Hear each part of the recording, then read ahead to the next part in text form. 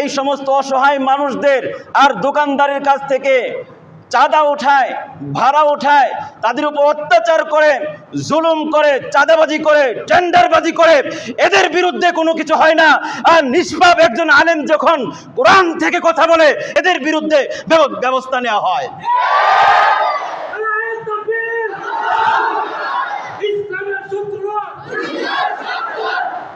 যখন হযরতে শুআয়ব আলাইহিস সালাতু ওয়াস সালাম কওমের লোকদেরকে ওয়াজ করতে লাগলেন, নসিহত করতে লাগলেন, বুঝাতে লাগলেন যে আমার ভাই, আমার বোন, মামা, খালা, যত ধরনের সম্বোধন আছে হযরতে শুআয়ব আলাইহিস সালাতু ওয়াস সালাম লোকদেরকে করতে লাগলেন।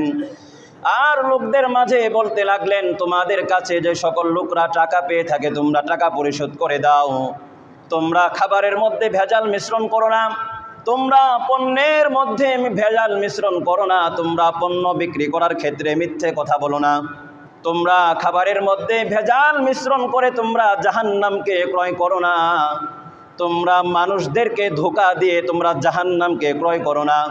মহান আল্লাহ তাআলা তোমাদের জন্য যেই ব্যবসা, যেই বিজনেস, যেই দোকানে হালাল করে দিয়েছেন, তোমরা এই পদ্ধতিকে হারাম করে দিও না। ওয়া তাসুদ্দুনা আন সাবিলিল্লাহ, মহান আল্লাহ তাআলা তোমাদের জন্য ইসলামকে মানা সহজ করে দিয়েছেন, জান্নাতকে অর্জন করা সহজ করে দিয়েছেন। তোমরা মহান আল্লাহ তাআলার জান্নাতের এই পথকে, মহান আল্লাহ তাআলাকে পাওয়ার এই পথকে তোমরা বেচা কেনার মাধ্যমে, তোমরা ব্যবসার মাধ্যমে, হারাম উপার্জনের মাধ্যমে, হারাম টাকার মাধ্যমে তোমরা নিজেদের জান্নাতকে বর্জন করো না। এইভাবে হযরতে শুআয়ব আলাইহিস সালাতু ওয়াস সালাম মাদিয়ান বংশের লোকদেরকে ওয়াজ আর নসিহত করতে লাগলেন, দাওয়াত দিতে লাগলেন। হযরতে শুআয়ব আলাইহিস সালাতু ওয়াস সালামের গোত্রের লোকেরা হযরতে শুআয়ব নবীকে বললেন যে আমাদেরকে আমাদের উপর ছেড়ে দাও, আমরা যেইভাবে ইচ্ছা সেইভাবেই আমরা ব্যবসা বাণিজ্য করব। কদ ইফতারাইনা আলাল্লাহি কাযিবা, কদ ইফতারাইনা আলাল্লাহি কাযিবা। হযরতে শুআয়ব আলাইহিস সালাতু ওয়াস সালামের গোত্রের লোকেরা মহান আল্লাহ তাআলার এই বিধানকে অস্বীকার করলো। মহান আল্লাহ তাআলার এই বিধানকে তারা স্বীকার করে নিতে পারে নাই।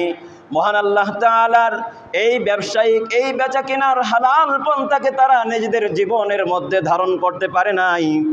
এরপর যখন দীর্ঘদিন সময় অতিবাহিত হয়ে যায়, হযরতে শুআয়ব আলাইহিস সালাতু ওয়াস সালাম দীর্ঘদিন তাদের গোত্রের মধ্যে বুঝাতে লাগলেন, বারবার বুঝাতে লাগলেন। ওয়াকালাল মালাউল্লাযীনা কাফারু মিন কওমিহি লা ইন ইত্তাবা'তুম শুআয়বান ইন্নাকুম ইযাল লাখাসিরুন। গোত্রের লোকেরা, গোত্রের নেতারা, ওই সকল নেতারা লোকদেরকে বলতে লাগলো সাবধান, তোমরা যদি শুআয়বের কথা শোনো, তোমরা যদি শুআয়বের কথা শোনো তাহলে তোমাদেরকে আমরা হত্যা করে দিব, শহীদ করে দিব। এখনো থ্রেট দেয়। শুআয়ব নবীর গোত্রের লোকরা যেমন থ্রেট দিত, সাবধান, জাম চাবি একবার দিমু, সাইজ করবো, এখনো থ্রেট দেয়। তুই আমার কাছে চায়ের বিল চাস, তো এরকম তাদেরকে হুমকি ধমকি দিত, আমার কাছে তুই বিল চাস, তোর কাছ থেকে এক বস্তা সিমেন্ট আনছি, তুই চিনস আমি কে, তুই আমার কাছে দাম চাস। এরপর লুটপাট করা। এই শুআয়ব আলাইহিস সালামের বংশের লোকদের আরেকটা খারাপ চরিত্র ছিল লুটপাট করা, চাঁদাবাজি করা। এখানে যে দোকানগুলি আছে প্রত্যেকটা দোকানদার তার মালিকদেরকে ভাড়া দেয় না? কথা বলেন, ভাড়া দেয় কি না? কোথায় সমাজ আমাদের? আজকে উলামায়ে কেরাম এখান থেকে হক কথা বলতে পারে না, এখান থেকে সত্য কথা বলতে পারে না, এই সামাজিক কথাগুলি সবাই বলতে পারে না। এগুলি বলে না কেউ, কারণ কাদের বিরুদ্ধে বলবে? তারাও তো এখানে বসা আছে, হুজুরের বিরুদ্ধে সিদ্ধান্ত নিয়ে নিবে তারা। এই ওয়াজগুলি সমাজের মধ্যে হয় না। এই আয়াতগুলি রহিত হয়ে গেছে। কথা বলেন, যে আয়াত থেকে আলোচনা করলাম এই আয়াত কি রহিত হয়ে গেছে? রহিত হয় নাই, রহিত হয় নাই। এই জন্য এই ঘটনা থেকে আমাদের শিক্ষা হচ্ছে, যাদের এরকম ছোট মানসিকতা আছে, ইতর মানসিকতা আছে, যে বাচ্চার জন্য পটেটো কিনলাম, সেই পটেটোর বিল আর আজ পর্যন্ত আমাদের দেওয়া হয় নাই। একটা চকলেট কিনেছি, চকলেটই তো মাত্র 5 টাকা, দূর দিলেই কি না দিলেই কি, আর দেই না আমরা। সাবধান, এই সমস্ত লোকদের জন্য কি অপেক্ষা করছে দেখেন কোরআন কি বলে। হযরত শুআয়ব আলাইহিস সালাতু ওয়াস সালাম যখন তার গোত্রের লোকদেরকে বারবার দাওয়াত দিতে লাগলেন আর ওয়াজ করতে লাগলেন, যখন তারা কথাগুলি শুনল না, হযরত শুআয়ব আলাইহিস সালাতু ওয়াস সালাম সর্বশেষ তাদেরকে এই কথাগুলি বলে দিলেন, ফাআখাযাতহুমুর রাজফাতু ফাআসবাহু ফি দারিহিম জাসিমিন। হযরত শুআয়ব আলাইহিস সালাতু ওয়াস সালাম গোত্রের লোকদেরকে বললেন, তোমরা যদি মানুষের অধিকার আদায় না করো, তোমরা যদি একজন ব্যবসায়ীর সাথে ভালো ব্যবহার না করো, অথবা দোকানদার ভাইরা যদি তোমরা মানুষের সাথে খারাপ ব্যবহার করো, খারাপ পণ্য দিয়ে দাও, তাহলে তোমাদের জন্য এক ভয়ঙ্কর আযাব তোমাদের জন্য অপেক্ষমান, একটি ভয়ঙ্কর শাস্তি তোমাদের জন্য অপেক্ষায় আছে। যদি তোমরা এই সকল কাজ থেকে বিরত না থাকো, তাহলে তোমাদেরকে মহান আল্লাহ তাআলার পক্ষ থেকে একটি আযাব গ্রাস করবে। সেই আযাবটা কি ছিল ভালো করে খেয়াল করেন। মহান আল্লাহ তাআলা কোরআনুল কারীমের মাঝে বলেছেন, আমার দোস্ত, আমার নবী শুআয়ব যখন তাদেরকে সকল কথাবার্তা বললেন, যখন তারা এতে মানতে রাজি হলো না, তখন আমি রব্বুল আলামিন তাদেরকে এমন একটি চিৎকার, এমন একটি আওয়াজ আসমান থেকে দিলাম ফেরেশতাদের মাধ্যমে। খেয়াল করেন, মহান আল্লাহ তাআলা বলেন, আসমান থেকে ফেরেশতাদের মাধ্যমে এমন একটি চিৎকার আসলো, এমন একটি আওয়াজ আসলো, গোত্রের সকল লোকেরা সেই আওয়াজগুলো শুনে কানগুলো ফেটে, মাথাগুলো ফেটে জমিনের মধ্যে মরা গাছের ন্যায় পড়ে রইল। বলেন নাউজুবিল্লাহ। কি ভয়াবহ শাস্তি!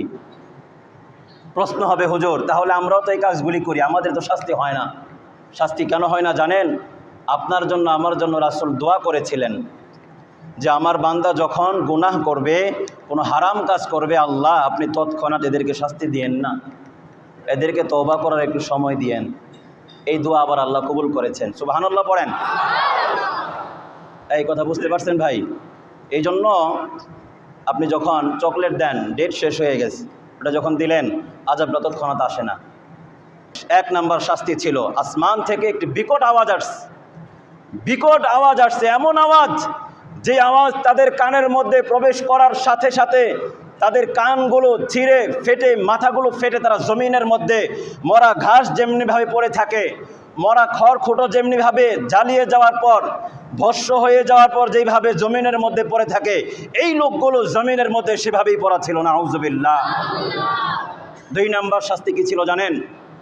2 নাম্বার শাস্তি ছিল মহান আল্লাহ তাআলা এই গোত্রের লোকদেরকে আসমান থেকে, এই গোত্রের লোকদেরকে আসমান থেকে শিলা বৃষ্টি বর্ষণ করেছিলেন।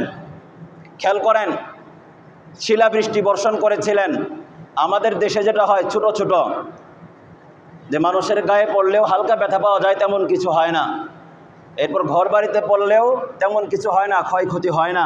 তবুও দেখা যায় এই বছর সিলেটে একটি শিলাবৃষ্টি হয়েছিল, গাড়ির কাচ পর্যন্ত ভেঙে গেছে। দেখেন নাই ফেসবুকে? একটু অনুভব করেন শাস্তি কী জিনিস। গাড়ির কাচ পর্যন্ত ভেঙে গেছে, গাড়ির স্টিল পর্যন্ত আপনার বাঁকা হয়ে গেছে। এটা যদি এই জমানায় আল্লাহ তাআলা দিতে পারেন, সেই আল্লাহ এখনও আছেন, আগামীতেও থাকবেন, পেছনেও ছিলেন। এই আল্লাহ সেই যুগে আসমান থেকে এমন শিলাবৃষ্টি বর্ষণ করেছিলেন যে এক একজন মানুষের মাথায় যখন পড়ে, তার মাথা দিয়ে ভেদ করে ঢুকে গিয়ে তার বুক চিরে পেছনের রাস্তা দিয়ে বের হয়ে গেছে। বলেন নাউজুবিল্লাহ। কিভাবে আপনি এই কাজগুলি করবেন? কিভাবে আপনি ইঁদুর খাওয়া পটেটো আরেকজনের ছেলেকে খাওয়াবেন? কিভাবে আপনি যেই চালের মধ্যে তেলাপোকা পায়খানা করেছে সেই চাউল আপনি কিভাবে মানুষদেরকে দেন? যেই চাউলের মধ্যে নাপাক জিনিস পাওয়া যায় সেই চাউল আপনি মানুষদেরকে কিভাবে দেন? আপনি তো সেই চাউল খান না। চাউলের মধ্যে পায়খানা পড়েছে, আপনি নিয়ে খান, আপনি তো খান না, কিন্তু আপনি এটা বিক্রি করেন। বোঝা গেল আপনার দিলের মধ্যে সমস্যা আছে। আপনি এটা বিক্রি করতে আনন্দ বোধ করেন, কিন্তু নিজে খেতে কষ্ট বোধ করেন। আর রাসূল বলেছেন ধোঁকা দিয়ে যেই লোকটা আনন্দ বোধ করে, এই লোকটা মুসলমানদের অন্তর্ভুক্ত নয়, এই লোকটা মুমিনদের অন্তর্ভুক্ত নয়, এই লোকটা হচ্ছে জাহান্নামী। মান গশশানা ফালাইসা মিন্না। এই ভাই কথা কি বুঝাতে পারছি?